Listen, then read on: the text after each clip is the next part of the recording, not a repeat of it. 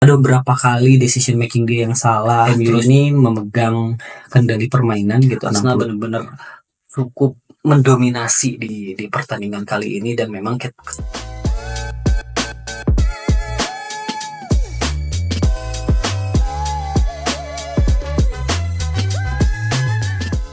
halo semuanya, balik lagi di The Brothers Talk. Ini episode ke-32 kayaknya. Gue sekarang emang agak sedikit jarang ya bikin video, dan baru kali ini sempat bikin video lagi. So, kita mulai bahas aja beberapa pertandingan di akhir minggu ini. Oke, untuk yang pertama kita bahas dulu pastinya soal Premier League sih. Premier League ini ya banyak yang seru gitu ya di akhir minggu ini. Terutama ya kalau Liverpool menang 2-0 lawan Bournemouth, itu nggak mengagetkan untuk kita gitu ya. Dan yang paling lucu adalah mungkin kita bahas soal kekalahannya MU dari Crystal Palace dulu ya, sebelum ke pertandingan yang lain. MU lawan Crystal Palace dan MU kalah 2-0. Gue nonton dan ini gue nggak ngerti, tim ini secara performa naik turun banget gitu ya. Selalu inkonsistensi yang memang jadi masalah dari tim ini sih. Kalau gue lihat dari beberapa pertandingan, dia kadang-kadang bagus dan kadang-kadang hancur. Dan lawan Crystal Palace ini hancur banget sih kalau misalkan kita lihat gitu ya. Dan dua golnya itu dari Jean-Philippe Mateta gitu.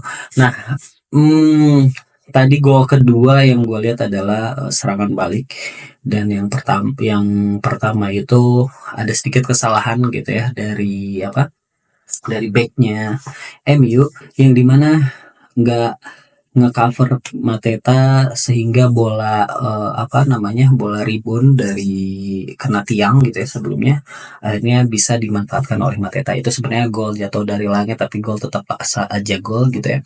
Dan ini gue agak sedikit mempertanyakan gitu ya, terutama performanya Bruno Fernandes gitu. Tadi itu justru malah dia kayak kelihatan bingung. Ada beberapa kali decision making dia yang salah, terus juga ada beberapa kali juga kesalahan umpan yang dilakukan oleh Bruno Fernandes gitu, terus terlalu lama pegang bola gitu. Ya itu basic banget yang sering dilakukan sama Bruno Fernandes menurut gue, sehingga ini memang berdampak besar untuk timnya sendiri gitu. Secara statistik, kalau bicara soal statistik, MU menang gitu ya, 17 kali shoot, dan Crystal Palace hanya 11. Shoot on targetnya sama, cuman lebih banyak Crystal Palace gitu, ada 3, sementara MU itu cuma 2. Secara possession ball, MU ini memegang kendali permainan gitu, 67% berbanding 33%.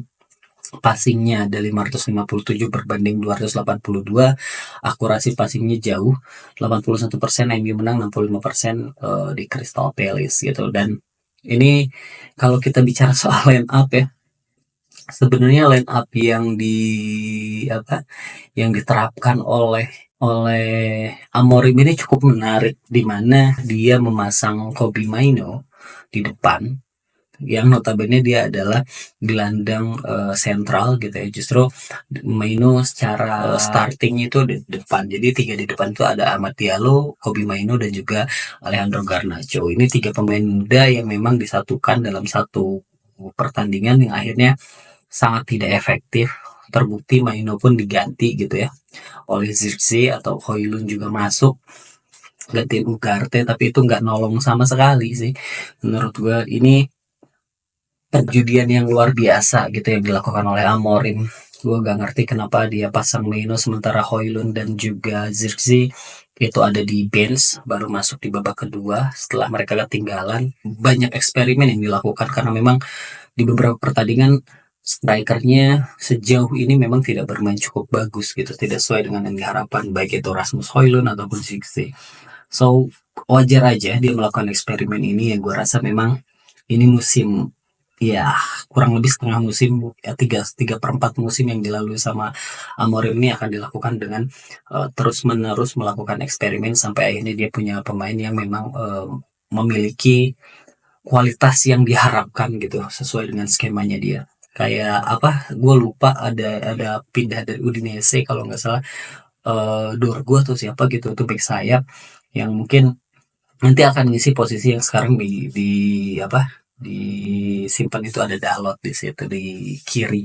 Nah, kita lihat nanti akan seperti apa perkembangannya. Cuman Ini asli MU lucu banget sih, memalukan menurut gue. Fans MU ini loh yang lucu itu kalau misalkan udah menang itu kayak kayak juara liga gitu. Padahal menang cuma satu kali, sementara di setiap minggu mereka menderita. Jadi ya ini sayang banget lah tim sekelas MU gitu bisa kalah oleh Crystal Palace itu, ditambah lagi kalau nggak salah ini tuh main di Old Trafford. Oke, lanjut kita bahas ke pertandingan berikutnya. Nah, selanjutnya Arsenal menang besar 5-1 lawan Manchester City gitu, yang awalnya gue kira ini akan menjadi pertandingan yang cukup berat untuk Arsenal gitu ya, mengingat tren positif yang ditunjukkan oleh Manchester City di beberapa pertandingan terakhir. Dia mulai udah kembali ke tracknya, cuman ternyata Arsenal masih cukup disiplin gitu ya di pertandingan ini sehingga mereka bisa menang 5-1, skor yang cukup fantastis untuk pertandingan sekelas big match seperti ini gitu ya. Ditambah juga Manchester City, gue ngelihat tadi bukan Manchester City yang biasanya, mereka cukup ragu-ragu untuk melakukan pressing dan lain-lain ya. Gue sih sebagai fans Arsenal sih happy gitu ya, Arsenal bisa menang 5-1 gitu.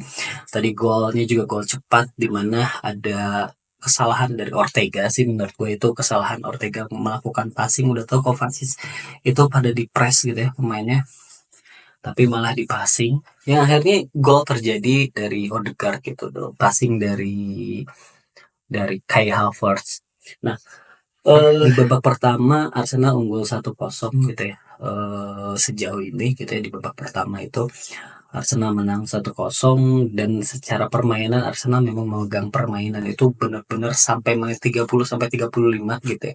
Arsenal benar-benar cukup mendominasi di pertandingan kali ini, dan memang terlihat gitu ya dengan adanya Odegaard, terus juga di depannya ada Kai Havertz, Leandro Trossard, dan Martinelli. Trossard jujur lagi on fire banget di beberapa pertandingan terakhir, dan memang dia cukup bagus gitu ya, involve the game-nya.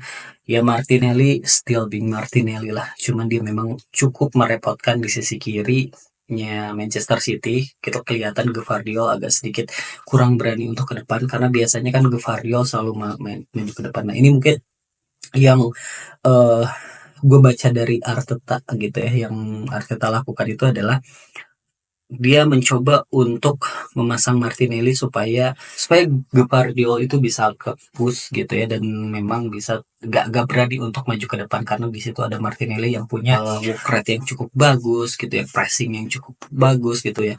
Jadi agak sedikit beresiko ketika Gvardiol akan melakukan serangan gitu atau membantu serangan. Jadi sedikit kurang leluasa Gvardiol seperti biasa. Lalu di kanannya Manchester City ada Matheus Nunes yang asli jelek banget. Gue gak ngerti Guardiola kenapa masih masang Matheus Nunes di situ di bek kanan, yang dimana ada Trossard yang cukup skillful. Berulang kali Trossard ini merepotkan buat Matheus Nunes, dan akhirnya memang itu jadi salah satu celah di lini belakangnya Manchester City. Ya gue ngeliat itu permainan memang dipegang oleh Arsenal 30 sampai 40 menit. Babak pertama itu benar-benar full oleh Arsenal. Nah, setelah itu juga masuk ke babak kedua. Babak kedua memang Arsenal sempat agak sedikit goyang gitu ya permainannya, karena City udah mulai keluar, mulai berani keluar, dan memang akhirnya Haaland mencetak gol gitu. Dan itu pun nggak selang berapa lama Thomas Partey, selang 1 menit lah, 50 menit ke 55 Haaland masukin, terus juga 56 itu Thomas Partey masukin. Itu kesalahan dari Phil Foden yang passing. Tadi juga gue ngeliat bener-bener City bukan City yang biasanya. City lagi buruk banget menurut gue. Standarnya City itu nggak kayak gitu, apalagi di bawahnya Pep Guardiola gitu ya, dengan kualitas pemain dia yang cukup bagus. Phil Foden melakukan kesalahan passing yang akhirnya dipotong oleh Thomas Partey, dan jadi gol oleh Thomas Partey dengan tendangan jarak jauh, meskipun itu dicek ke John Stones. Itu awal dari bangkitnya lagi Arsenal untuk menyerang. Nah ini yang gue tunggu dari Arteta gitu. Ketika dia unggul, dia tetap melakukan frontline pressure yang cukup bagus gitu, sehingga bisa benar-benar bikin pemain City itu nggak nyaman gitu ya untuk pegang bola. Terutama yang gue soroti ini adalah 3 pemain tengahnya Arsenal. Ada Thomas Partey, lalu ada Declan Rice, dan juga Odegaard. Declan Rice dan Thomas Partey itu kuat banget. dan Odegaard itu menjadi otak serangan ataupun yang mengalirkan bola gitu ya dalam proses menyerangnya Arsenal. Dan ini mereka bermain cukup solid di lini tengah sehingga ya Kovacic, terus ada Bernardo Silva, dan tadi gue lihat sering dilakukan rotasi ada Omar Marmoush dan juga ada Phil Foden, ada atau kadang Savinho yang ada di tengah gitu ya di belakang Haaland. Cuman itu nggak efektif karena lini tengah Arsenal cukup solid. Ditambah tadi juga gol ketiga yang dilesakan oleh Arsenal itu dari Miles Lewis Skelly. Skelly bermain sangat bagus di sisi kiri Arsenal. Entah itu Foden ataupun Savinho, rotasi di situ itu tetap dia bisa matiin. Ditambah lagi dia mampu untuk membantu serangan dari Arsenal ini sendiri. Dia cukup pintar gitu ya dalam memegang bola, mengalirkan bola, dan cukup tenang yang gue lihat gitu. Ini anak luar biasa banget sih untuk cara bermainnya gitu ya.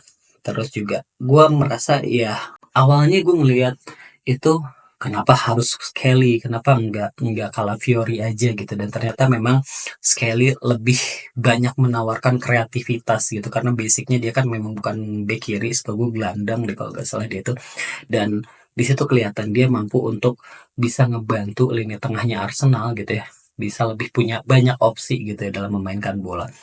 Lalu setelah gol Kelly ini kelihatan mental dari pemainnya City itu benar-benar hancur banget, totally hancur menurut gue gitu ya. Itu benar-benar parah sehingga Arsenal langsung benar-benar mendominasi. Semakin banyak salah passing yang dilakukan sama City ini parah banget. Ini City bukan benar-benar bukan City yang kita kenal semuanya gitu. Tadi juga gue ngeliat permainan Bernardo Silva yang biasanya tenang dan lain-lain gitu ya, dan dia mampu untuk mendistribusi bola itu dengan baik. Tapi tadi tuh Bernardo Silva pun benar-benar mati asli. Lini tengahnya Arsenal itu lagi bagus banget. Terus golnya Kai Havertz di menit ke-76 dari hasil serangan balik gitu ya dari Arsenal itu makin ngeruntuhin mentalnya para pemain dari City. Ditambah ketika memang Havertz, kalau gak salah tuh KDB sama McAtee masuk ketika dia kalah 3-1 ya habis golnya Skelly, tapi malah ini alih-alih mau nyerang gitu ya, mau menyerang, tapi ternyata mereka malah kebobolan lagi dari golnya Kai Havertz serangan balik, dan ditutup oleh gol yang cantik dari Ethan Nwaneri. Wah, ini anak dua dua pemain muda yang memang berasal dari akademinya Arsenal ya, Skelly dan Nwaneri, menurut gue musim ini cukup menjanjikan gitu ya sebagai pelapis pemain-pemain inti. Kalau lihat Skelly pun juga so far permainannya lagi bagus, jadi wajar dijadiin starting line up terus gitu bergiliran dengan Calafiori. Nwaneri kadang suka jadi kartu as dan pemain pembeda gitu ya ketika memang dimasukkan. Ini menunjukkan hal yang positif buat Arsenal. Tapi tadi juga Havertz gagal gitu ya memanfaatkan peluang di babak pertama, harusnya udah bisa 2-0 tuh Arsenal menang. Cuman dari kesalahannya Stefan Ortega yang passing ke Kovacic dan dipotong sama si Declan Rice karena memang di press Kovacicnya, itu asli gawang udah kosong banget. Havertz nendangnya ke samping, anjing gue bilang ini yang bener aja gitu. Ya, ya tapi balik lagi, Havertz itu bukan striker murni yang memang punya insting mencetak gol yang luar biasa kayak misalkan katakanlah Sesko, Vlahovic, atau Oli Watkins pun itu gue yakin 100% itu pasti masuk. Cuman Havertz ya nggak bisa, meskipun dia mencetak gol dan paling banyak mencetak gol di Arsenal musim ini, gua rasa Arsenal masih belum bisa bergantung sama dia tuh untuk lini depan. Gua nggak tahu apakah Arsenal akan tetap bertahan dengan kondisi yang seperti ini atau memang Arteta sadar untuk mendatangkan striker. Tapi di pertandingan ini jujur Arsenal ini bagus banget. Meskipun kalau dari sisi statistik gitu ya, kalau kita bicara cuma possession ball, Arsenal kalah 45-55%. Cuman kalau kita bicara total shoot, Arsenal itu 12 kali shoot, sementara City itu cuma 7. On targetnya itu Arsenal 7 dan City itu 4. Jadi menurut gue cukup imbang pertandingan ini gitu ya. Dan City pun juga megang bola itu cuma muter-muterin kotak penalti dan ya gitu terus aja gitu. Gue nggak ngelihat progresif passing yang memang cukup baik gitu ya, terutama untuk Haaland, sehingga ya Haaland nggak ada supply sama sekali gitu. Dan menurut gue ini jadi pertandingan yang cukup baik gitu ya menutup Premier League, meskipun nanti akan ada West Ham melawan Chelsea yang mungkin gak akan gue bahas juga gitu. So ya, gue happy lah Arsenal menang meskipun secara peringkat memang masih di bawahnya Liverpool ya, dimana Liverpool masih mengantongi satu pertandingan yang belum dia mainkan dan nanti akan dimainkan di hari Kamis melawan Everton. Lalu ya gue bisa bilang secara gapnya itu ada 9 poin karena Liverpool bisa menang lawan Everton dan Arsenal masih kesulitan. Gue sebagai fans Arsenal, gue nggak sama sekali yakin dan gue masih pesimis Arsenal bisa juara di musim ini karena ngelihat performa Liverpool yang cukup bagus gitu, terus gap poinnya juga cukup bagus. Ketika Liverpool sedikit kepleset imbang atau apa, Arsenal malah ikut-ikutan. Itu gue makanya gue nggak yakin sebagai fans Arsenal kalau Arsenal bisa juara juga di musim ini, tapi gue nikmatin aja gitu daripada lu cuman menang sekali dari berbulan-bulan tim lu buruk gitu, yang mendingan kayak gini kita kalah sekali tapi minggu ke minggu permainan Arsenal terus membaik kayak gitu ya. Mungkin segitu aja untuk di Premier League kali ini. Oke, sebenarnya gue nggak mau bahas yang lain lagi gitu ya, karena memang nggak ada pertandingan yang seru dan juga nggak ada pertandingan yang enak untuk dibahas lagi gitu ya di minggu ini, kecuali ada derby Milan gitu ya antara AC Milan lawan Inter del Madonnina kalau nggak salah. Ini sekarang masih main sih, cuman gue nggak nunggu sampai selesai karena saat ini Milan unggul 1-0, tadi golnya dari Tijani Reinders gitu. Dan ini bagus banget ya Tijani. Coba kalau dia mau dinaturalisasi di Indonesia itu bagus banget. Kita butuh pemain kreatif gitu kayak Tizani yang ya sebenarnya secara natural dia box to box midfielder, cuman di Milan musim ini dia sering ngebantu serangan dan sering banget jadi penentu kemenangan Milan. Sekarang udah di menit ke 70-an sekian gitu ya, ke 70, dia mau masuk ke menit 80 dan Milan masih tetap menang.